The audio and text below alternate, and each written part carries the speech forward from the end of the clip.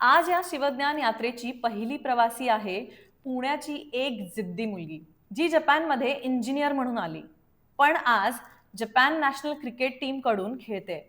स्वागत करूया शृणाली रानडे यांचे. 4 इंची ही राजशाही मूर्ती जिंकली आहेस तू. Oh, thank you.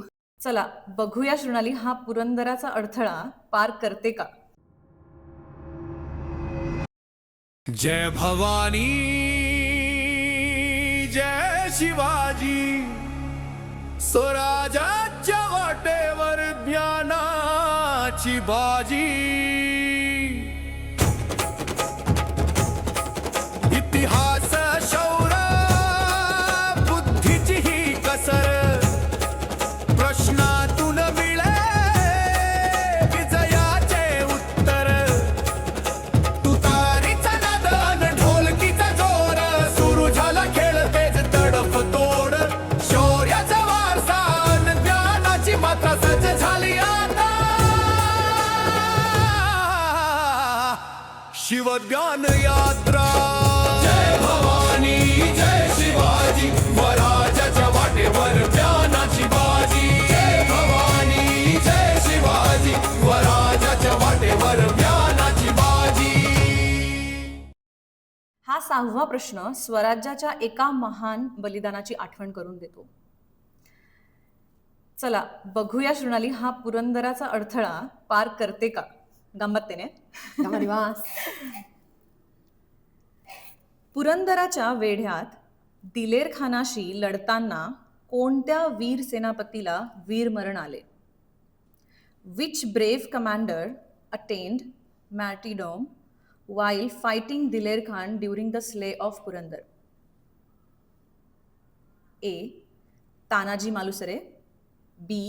Baji Prabhu Deshpande, C. Murarbaji Deshpande आणि D. Yesaji Kank. Okay, so हा इतिहासातला चॅप्टर मला क्लिअरली आठवतोय. बिकॉज आपण असं म्हणजे माझी तरी अशी स्टाईल होती की इतिहासाचा पेपर आला की असं आदल्या दिवशी घोकंपट्टी करायची. बट फॉर सम रिझन हा चॅप्टर माझ्या डोक्यात मनात अजून सुद्धा आहे. ओके, सो मला या प्रश्नाबद्दल सो हे मला माहिती आहे की तानाजी मालुसरे यांनी सिंहगडच्या बॅटलमध्ये ही फॉट दॅट. बाजी प्रभू देशपांडे आणि Murarbaji Deshpande. So okay, I'm a bit confused because हे देशपांडे आल्यामुळे it is getting a bit confused. कुठल्या ऑप्शन्स मध्ये तुला कन्फ्युज वाटतं. Deshpande okay okay. So Yesaji Kank नाही आहेत हे एवढं मला माहिती आहे आणि तानाजी मालुसरे पण नाही आहेत हे पण मला माहिती आहे. So I would like to go with Murarbaji Deshpande. Murarbaji Deshpande या असं वाटतंय तुला. या ऑप्शन सी. Yes. शिक्कामोर्तब करूयात का. येस. चला तर मग शिक्कामोर्तब करूया ऑप्शन सी मुरारबाजी देशपांडेवर. थकथक होत आहे का तुला. हो. आय वॉज लाईक बाजी प्रभू देशपांडे का नव्हते ना.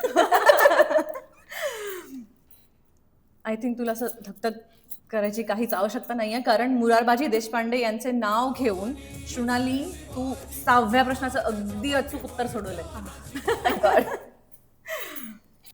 आता आपण रायगडाच्या अशा एका भागात पोहोचलो आहोत जिची लांबी पाहून आजही इंजिनियर्स थक्क राहतात. आपण उभे आहोत रायगडाच्या बाजारपेठेत. शृणाली, जपानला आपण डेव्हलप नेशन आणि टोकियोला स्मार्ट सिटी म्हणतो, पण रायगडची बाजारपेठ बघ. दोन्ही बाजूनी प्रत्येकी 22 अशी एकूण 44 दुकानं. 800 फूट लांब आणि 40 फूट रुंद हा भव्य रस्ता. घोड्यावर बसून सुद्धा खरेदी करता येईल अशी ही रचना. तर तुला त्या काळची स्मार्ट सिटी वाटते काही. ऑफकोर्स. आणि काय वाटतं तुला ह्या विजन बद्दल जे महाराजांनी आखलंय. राईट. सो माझा एवढा डीप स्टडी नाही आहे, बट जेवढं मला महाराजांबद्दल माहिती आहे त्यानुसार त्यांची जी काय म्हणतात लिडरशिप होती ती त्या काळासाठी काय आत्ताच्या काळासाठी सुद्धा खूप फॉरवर्ड थिंकिंग होती असं मला वाटतं. सो त्या गोष्टीतून आता तुम्ही एक्सप्लेन केलं तसं की ती रायगडाची काय म्हणतात त्याला स्मार्ट सिटी. सो एवढा काय म्हणतात त्याला विचार करून आणि मोर ऑफ दॅट की ते बिझनेस प्लॅनिंग म्हणा म्हणजे आत्ताच्या आपण वर्ड्स मध्ये म्हणतो की business planning, urbanisation, smart urbanisation. So हे जे सगळे शब्द आहेत ते इतके तेव्हा लागू होतात. जस्ट तेव्हा ते शब्द नव्हते, त्यांना वेगळे शब्द वापरायचे. बट आय पर्सनली थिंक की it was a I would say smarter city even today. So yes, मला डेफिनेटली वाटतं. खूप छान सांगितलंस तू. अजून एक प्रश्न आहे तुझ्यासाठी. ओके. तू स्वतः मेकॅनिकल इंजिनियर आहेस आणि first Indian women in Japan manufacturing in your company. जेव्हा तू बॉलिंग करतेस तेव्हा तुझा रिलीज अँगल किंवा ट्रॅजेक्टरी सेट करताना तुला इंजिनिअरिंगचा फायदा होतो का? येस, डेफिनेटली फायदा होता. And this a very nice question. Okay. So frankly सांगायचं झालं तर आपण जेव्हा गेम खेळतो त्या गेम मध्ये हा सगळा विचार नाही केला जात because it is always the muscle memory. But तुम्ही जेव्हा प्रॅक्टिस करता त्या प्रॅक्टिसमध्ये हा सगळा विचार केला जातो की तुम्हाला लाईक कुठल्या अँगलनी बॉलिंग करायची आहे, तुम्हाला हात किती स्ट्रेट ठेवायचा आहे, तुम्ही कुठे रिलीज पॉइंट ठेवता आहे बॉलचा, त्याप्रमाणे तो बॉल ट्रॅजेक्टरी कशी घेणार आहे, त्याचा स्पीड काय असणार आहे, कारण ट्रॅजेक्टरी जशी वाढेल तसा स्पीड कमी होईल. सो आणि नुसतं ह्या सगळ्या गोष्टी नाही तर मला त्याच्यात अजून एक पॉइंट ऍड करावासा वाटतो की आपण जेव्हा हे फिल्डर्स लावतो मैदानावर तेव्हा ते सुद्धा असे कोणालाही इथे थांब असं नसतं. सो आपण जिथे बॉल टाकणार आहोत असं वी हॅव टू थिंक की तो बॉल बॅटर कुठे मारेल आणि तिथेच आपला फिल्डर असेल तर कॅच आउट होण्याची पॉसिबिलिटी तेवढी जास्त होते. सो आय थिंक या सगळ्या स्ट्रॅटेजिक गोष्टींमध्ये सुद्धा त्याचा फायदा होतो असं मला वाटतं. वाव, हे ऐकून मला खूपच छान वाटतं ऍक्च्युली. कारण एवढं नॉलेज म्हणजे क्रिकेट आवडतं मला पण एवढं क्रिकेट बद्दल असं डीप नॉलेज कधी मी सर्च नाही केलं. तर खूप छान वाटतंय. थँक्यू. बरं, मघाशी आपण पुरंदरच्या वेढ्याबद्दल बोललो, ठीक आहे. तसाच एक वेढा चाकणच्या किल्ल्याला सुद्धा पडला. 7वा प्रश्न हत्तीखानासाठी तुझ्या स्क्रीनवर. शाहिस्ते खानाच्या प्रचंड फौजेविरुद्ध चाकणचा किल्ला 56 दिवस कुणी लढवला? Who was the brave commander who defended Chakan fort for 56 days against Shaista Khan? Options आहेत हंबीरराव मोहिते, बी फिरंगोजी नरसाळा, सी जीवा महाल आणि D Kanhoji Jedhe. This is a tough question. आता हळूहळू त्या लेवल वाढत चालली आहे. आणि लक्षात ठेव तुझ्याकडे गनिमी कावा सुद्धा नाही आहेत आता. I know. दोन्ही वापरले असते. I know. I should have kept it. पण ठीक आहे. Yeah, let's revise our history. Okay. So Shaista खानाच्या प्रचंड फौजी विरुद्ध चाकणचा किल्ला. ओके. चाकण म्हणजे पुण्याच्या इथला किल्ला. ओके. सो ह्याच्यातले मला हे माहिती आहे की Jiva Mahal wasn't related to that situation for sure आणि हंबीरराव मोहिते पण नव्हते. आता कान्होजी जेडे यांचं नाव मी ऐकलं नाही आहे, sorry for that. But Firangoji Narsala हे मी ऐकलं आहे नाव आणि रिलेटेड टू पुण्याच्या अराउंड होते is my understanding. So I like to go with option B. Option B, yes, Firangoji Narsala असं तुला वाटतंय की बरोबर उत्तर आहे? Okay. Option A, C, D नाही वाटत आहे तुला? ए आणि सी नक्की नाहीये. I am a bit confuse between D कारण मी नाव ऐकलं नाहीये, बट जेवढी मी नावं ऐकली त्याच्याने मला बी वाटतंय तुला. So I take the risk. Okay. तर चला मग आपण शिक्कामोर्तब करूया ऑप्शन बी फिरंगोजी नरसाळावर. ठीक आहे. आणि हे अगदी बरोबर उत्तर आहे शृणाली. तू 7 टप्पे यशस्वीप्रमाणे पार केले आहेत. थँक्यू. आणि आता तू दुसऱ्या छावणीच्या म्हणजेच गंगासागर तलावाच्या अगदी जवळ आली आहेस. All the best. थँक्यू. शृणाली, तू ज्या देशात राहतेस तो जपान चाहूभुजेने समुद्राने वेढलेला आहे.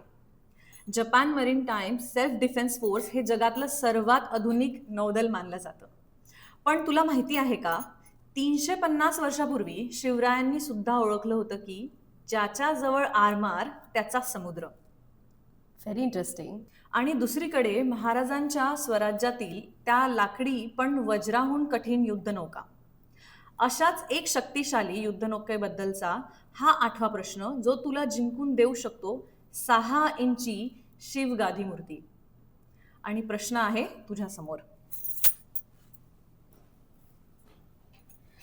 छत्रपती शिवाजी महाराजांच्या आरमारात सर्वात शक्तिशाली आणि अवजड युद्धनौका कोणती होती? Which was largest, heaviest, formidable warships in Chhatrapati Shivaji महाराजास नेव्ही? पर्याय आहेत ए पाल, बी गलबत, सी मछवा आणि डी गुराब. ओके. सो लार्ज आणि heaviest formidable warships. Large heaviest म्हणजे मच्छवा नसणारे. सो उरतात पाल, गलबत आणि गुराब. ओके. सो माझं आत्ता लक्ष जात आहे गलबत आणि गुराबकडे. गलबत आणि गुराबकडे. या. बी आणि डी वाटतंय तुला? Yes. Just let me give it a thought.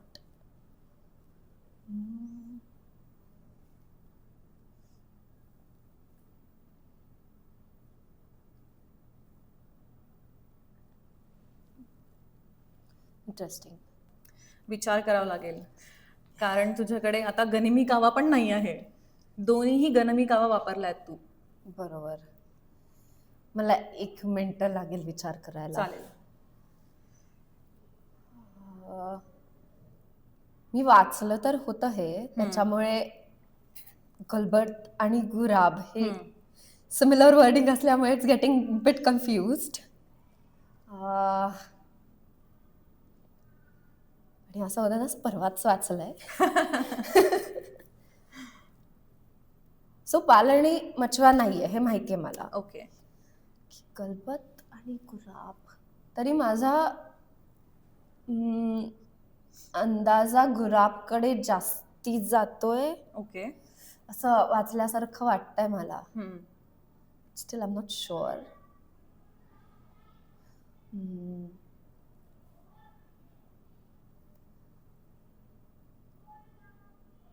Let's take a risk. आपण okay. Let's lock option D. Option D गुराब वर शिक्कामोर्तब करूया असं तुला वाटतंय? या. चला तर मग शिक्कामोर्तब करूया आपण गुराब, ऑप्शन डी गुराबवर. ओके. तुला गलबत नाही वाटलं, गुराब वाटलं तुला. मला असं मी म्हटलं तसं परवा वाचलंय, फक्त ते दोन्ही शब्द इतके सिमिलर होत आहेत ना, मला थोडं कन्फ्युज आहे. बट बहुतेक मी गुराब वाचलं आहे. Okay okay. बट थोडं कन्फ्युजन आहे. गलबत गुराब आणि गलबत, पण चिंता करायची काहीच गरज नाहीये, कारण गुराब हे अतिशय आणि बरोबर उत्तर आहे तुझं. जबरदस्त खेळली आहेस तू. या प्रश्नाचं उत्तर देऊन तू दुसरी छावणी पार केली आहेस. म्हणजेच 6 इंची राजेशाही मूर्ती आता तुझी झाली आहे. गंगासागर तलावाचं पवित्र पाणी आणि रायगडावर साठवलं होतं. तसंच तू आता तुझ्या ज्ञानाचा साठा वाढवत चालली आहेस.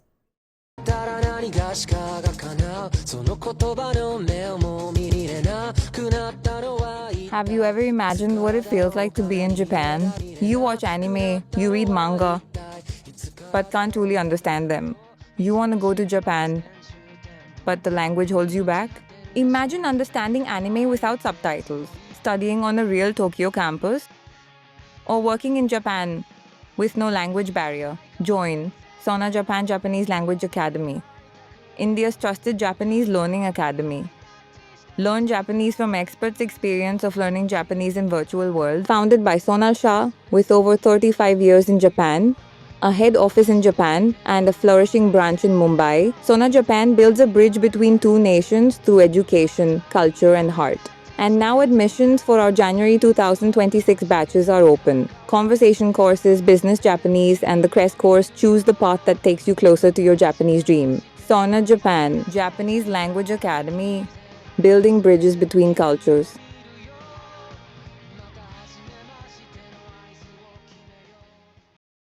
नवव्या प्रश्नाकडे जाण्यापूर्वी मला तुझ्या जपानमधील क्रिकेट लाईफ बद्दल काही इनसाइड न्यूज हव्या होतात. चला थोडा वेळ अभ्यासाकडून आपण सुट्टी घेऊया आणि गप्पा मारूया तुझ्या ड्रेसिंग रूम बद्दल. हो. पहिली गोष्ट, आपण पुण्यात मॅचच्या ब्रेकमध्ये पोहे, चहा, साबुदाणा खिचडी किंवा इडली आणि त्यावर चटणी वगैरे खातो.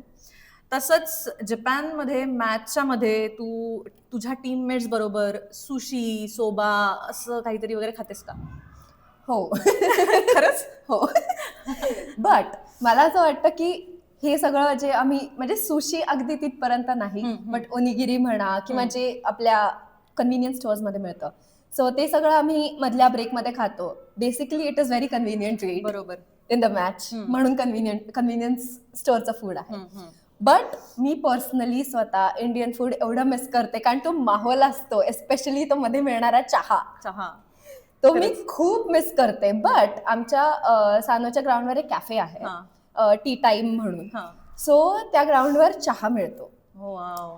आणि I think one of the only customers there की दर वेळेला गेले की दर रोज माझा एक चहा फिक्स असतो. अरे वा. सो मी असे दिसले की आज कोण माझ्यासाठी चहा बनवणार. अरे वा. सो हे त्यांचं डिस्कशन असतं. सो त्याच्यात पण प्रायोरिटीज असतात बरं का, की हा जास्ती गोड बनवतो, हा थोडा नको, हा जरा मसाला जास्ती घालतो, हे नको हे नको, मग आज तुम्ही दोघी आहेत का, हा मग तू बनव माझ्यासाठी. सो या द चहा वन इज द काय म्हणतात, आय लुक मोस्ट चहा फॅन आहे तू? या. ओके. आणखी एक, आपण इंडियन टीम मध्ये बघतो की जेमिमा नॉर्ड्रिक्स ड्रेसिंग रूम मध्ये गाणी लावून धिंगाणा घालते, डान्स करते. तसंच जपानच्या ड्रेसिंग रूम मध्ये तू काय करतेस? तू पण डान्स करतेस का, की एन्जॉय करते, की असं शांतपणे बसून तुला मी टाइम हवा असतो? ओके, सो मला पर्सनल प्रेफरन्स विचारला तर मी पहिली असं धिंगाणा म्हणा किंवा लोकांना कसं एनकरेज करायचं, मोटिवेट करायचं की आपण ती मॅच जिंकायला पाहिजे. But Japanese dressing rooms are slightly different. So त्यांच्यात जे काय म्हणतात, एक पारंपरिक जे शिस्तबद्ध किंवा हे आपण म्हणतो की जास्ती धिंगाणा नाही करायचा किंवा आपापले जी जबाबदारी दिली आहे, so think about it, train accordingly. So ह्या सगळ्या गोष्टी जास्ती प्रामुख्याने जाणवतात. बट बिंग सेड दॅट असं नाहीये की आम्ही मजा नाही करत. ओके. ऑफकोर्स म्हणजे कधी कधी ट्रेनिंग सेशन्स, वॉर्मअप सेशन चालू असतील तर तिथे स्पीकरवर कधी कधी गाणी लावलेली असतात. But it's not always the case, कारण तुम्हाला जापनीज शिस्तीबद्दल खूप माहिती आहेच आहे आणि ती शिस्त आम्हाला ट्रेनिंग सेशन्स मध्ये पण असते. म्हणजे इतकं की 5 मिनिटाचा ब्रेक म्हणजे तुम्ही 4थ्या मिनिटाला तिथे हजर पाहिजे. असं नाही की 5 मिनिटं दिलेत म्हणजे की 10 मिनिटं ताणू शकतो आपण जरा, तेवढं प्लस मायनस असेल, असं काहीही नसतं. 5 मिनिटं इज 5 मिनिटं. म्हणजे तुम्हाला आश्चर्य वाटू शकतं की आमचा लंच ब्रेक सुद्धा कधी कधी 45 मिनिट्सचा असतो. Typical Japanese. हा, सो असं नाहीये की म्हणजे पाऊण तास दिलाय तर 1 तासाने येत आहेत. Of course training both in India as well as here is the same. Of course intensity पण सेम असते. ट्रेनिंग सेम म्हणजे ती काय म्हणतात, इंटेन्सिटी म्हणा किंवा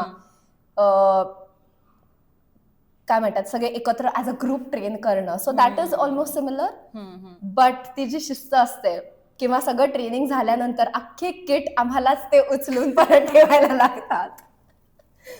बट ते जपानची परंपरा आहे, ती त्यांची शिस्त आहे. काताजुके करायचं. एक्झॅक्टली. आणि नॉट ओनली द किड्सची काताजुके, तिथे एक जरी रॅपर पडलं तरी coach gathers everyone. So it is like which is a very good thing. ती शिस्त माझ्या मते असली पाहिजे. बरोबर. So which is a good point to learn by everyone. खूप काही मला माहिती गोळा करता येते तुझ्याकडून आणि मला खूप जास्ती मजा येते. त्यामुळे माझ्याकडे आणखी एक प्रश्न आहे. तिसरा प्रश्न आहे तुझ्यासाठी की मैदानावर विराट कोहली जसा डोळ्यात डोळे घालून प्रेमाने बोलतो तसा जपानच्या टीम मध्ये कोणी आहे का?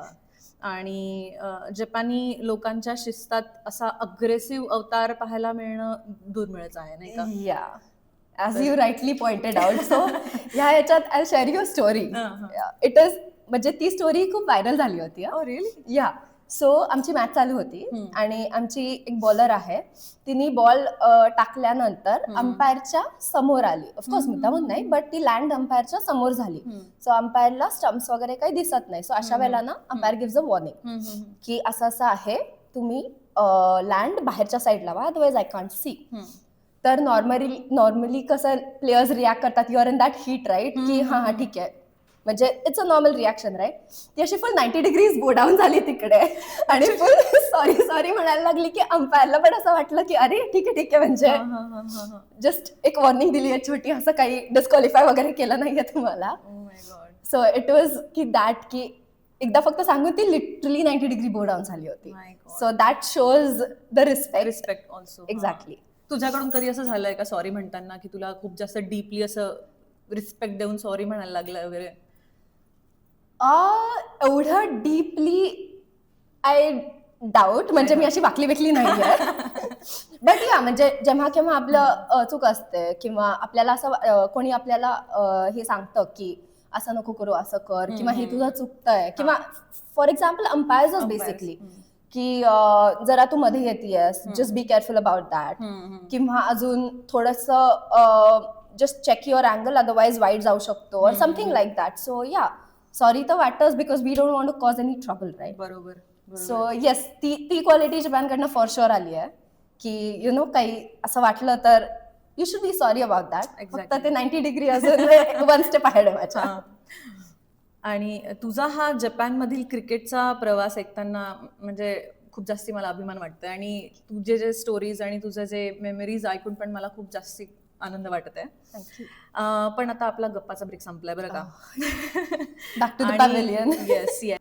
शृणाली, तू आता 9व्या प्रश्नाच्या उंबरठ्यावर उभी आहेस, ठीक आहे?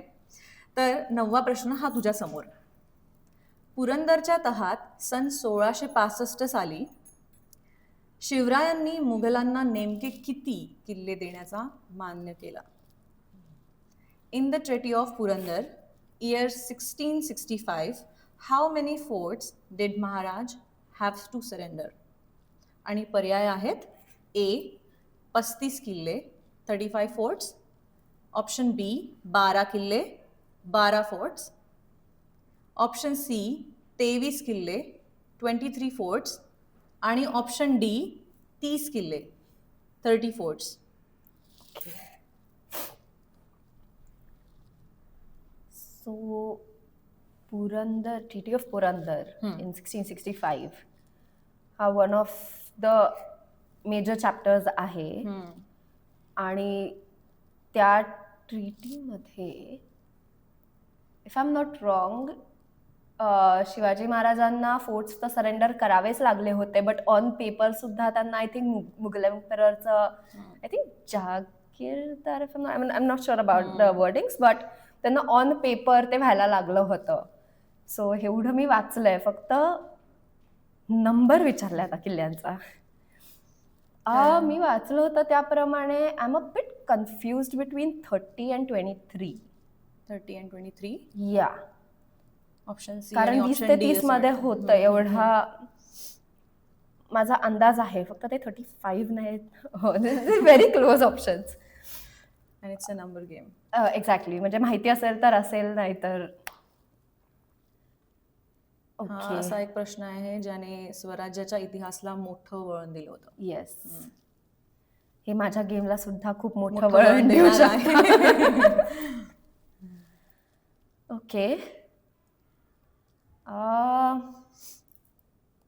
मला असं वाटतंय की 30 किल्ले दिले होते त्यांनी. 30 किल्ले दिले होते, ऑप्शन डी असं तुला वाटतंय? मला वाटतंय. So let's lock option D. Option D वर शिक्कामोर्तब करायचा का मग? Okay, yes. Okay, option D 30 किल्ले 30 फोर्ट्स यावर आपण शिक्कामोर्तब करूया.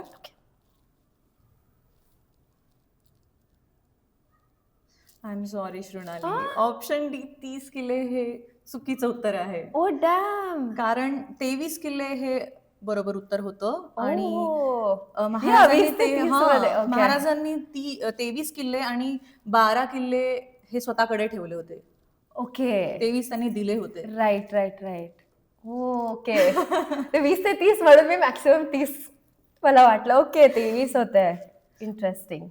पण अतिशय जबरदस्त खेळली आहेस तू आणि तू केवळ फक्त प्रश्नांचे उत्तरच नाही दिले आहे, आपण आज इतिहास सुद्धा शेअर केला आहे दोघींनी एकमेकांसोबत course. आणि खूप काही नॉलेज आणि खूप काही शिकायला सुद्धा मिळालं आहे आजच्या Definitely. या दिवशी.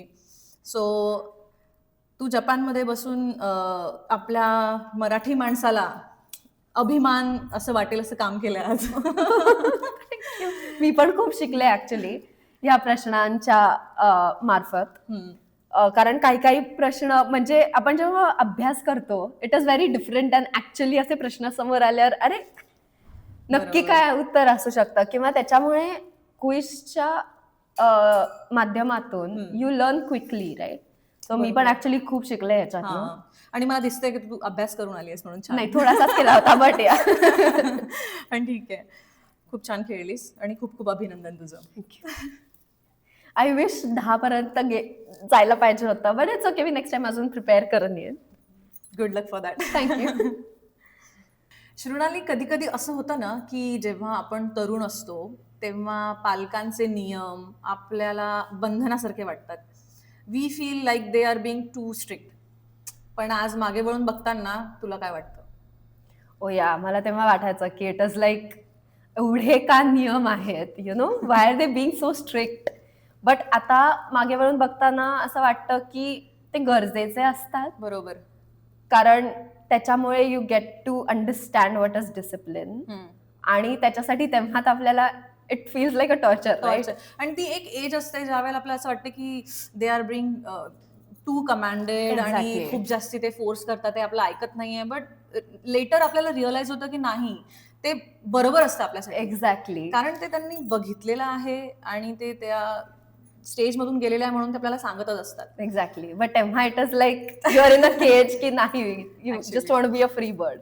बट जसे जसे like the years pass on त्याच्यानंतर कितीतरी पर्सेंटेज मध्ये का होईना आपण त्यांच्याच सारखे होतो राईट. ऍक्च्युली आणि आपण त्यासारखाच विचार करायला लागतो. एक्झॅक्टली. सो त्याच्यामुळे असं मला वाटलं की म्हणजे आत्ता when I think about those years की तेव्हा शिस्त वगैरे yes that is one part but one more thing which I felt की विच इज व्हेरी सिमिलर की तेव्हा सुद्धा लाईक माझे बाबा ही हिज अन इंजिनियर आणि त्यांच्या जॉब सोबत ऍज अ हॉबी म्हणून ते तेव्हा बीसीसीआयचे अंपायर पण होते. So it is like I am also doing a similar thing. So he is basically the inspiration behind it कळत किंवा न कळत right.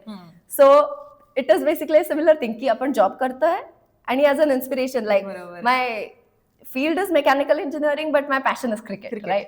So it is like I think ते त्यांच्याकडनंच आलेलं आहे. सो ते आपण बघत आलेलो असतो आणि ते काय म्हणतात त्याला लाईक फादर फुटस्टेप्स. येस म्हणू यू शकतो, लँड इन द म्हणू सिमिलर शकतो. फुटस्टेप्स. या करेक्ट. अगदी बरोबर. मी रिलेट करू शकते तुला. ओके शृणाली, तुला कसं वाटतंय आज हे प्राइज जिंकल्यावर? हो येस मला खूप छान वाटतंय. एकतर आज महाराजांबद्दल एवढी माहिती मिळाली आणि सोने पे सुहागाची ही मूर्ती सुद्धा लाईक मला मिळणार आहे. So I am very happy about that. आणि ही एक बेसिकली एक घरी एक आठवण पण राहील की आपण असं काहीतरी केलं होतं आणि त्याच्यामुळे एवढी इन्फॉर्मेशन पण मिळाली होती. So thank you so much. खूप खूप शुभेच्छा तुला आणि मला पण खूप चांगलं वाटतं की तू आमच्या आज या कार्यक्रमामध्ये आली आहे. प्रेक्षकांनो, आजची ही शिवज्ञान यात्रा इथेच थांबवतोय. A huge thank you to Sona Japan for their proud partnership and for being companionship on this Shivdnyan yatra. And a next big shout out to our reward partner स्वराज्य आर्ट स्टुडिओ कोल्हापूर. चला तर मग भेटूया पुढच्या भागात एका नवीन मावळ्यासोबत आणि एका नवीन ऐतिहासिक प्रवासासह. तोपर्यंत पाहत रहा who knows Chhatrapati Japan presented by Sona Japan. जय भवानी, जय शिवाजी. आरिगोतो गोजायमास. सायनारा. जय भवानी ओ जय शिवाजी.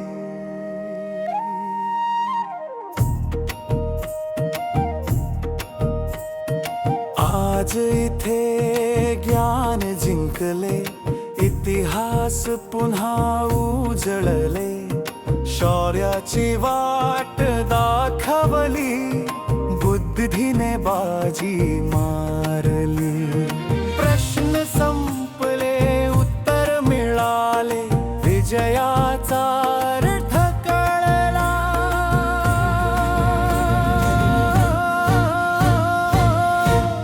शिवाजी महाराजांचा वारसा आम्ही जपतो.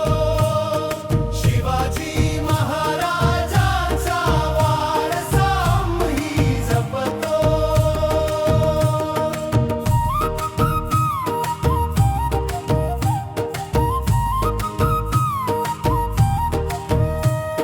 ज्ञान शौर्य स्वराज्याची हीच वाट आम्ही धरतो. पुन्हा भेटूया नव्या प्रश्नासह.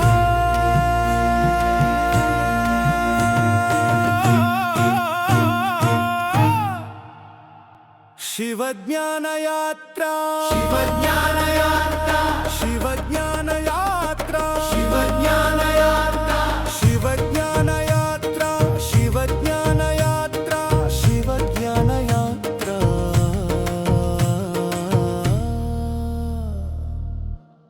शिवज्ञान यात्रा.